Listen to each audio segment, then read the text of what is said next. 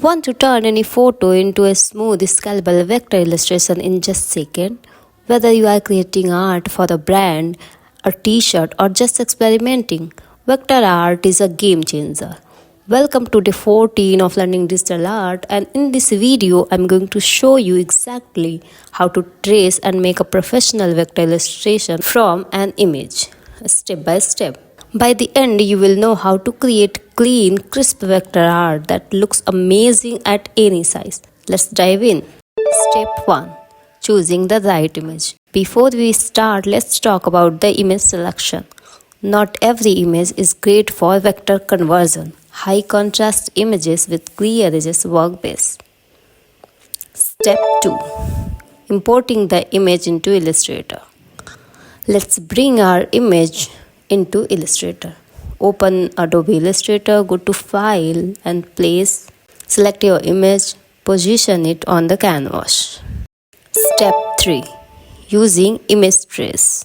Now for the easiest method, Image Trace, select the image, then go to Windows, click Image Trace to open the panel. These are the presets we have. So we will first experiment with the 16 colors. It will take just 1 or 2 minutes to transform your image into a beautiful vector illustration. Once you find a preset you like, click expand and your image will become a beautiful editable vector. Likewise, you can experiment with the 3 colors, 6 colors, if you want your vector to have colors. If you prefer a black and white vector, simply select the black and white mode and check out the results. OMG, that's absolutely incredible. We have got this beautiful vector. Try this trick once. It can turn any image into a vector in just minutes.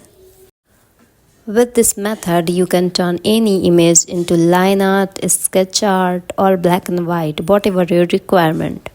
Now you know how to convert any image into a vector using the trace method. If you found this useful, let me know in the comments. Also, hit like and don't forget to subscribe for more Illustrator tips. See you in the next one.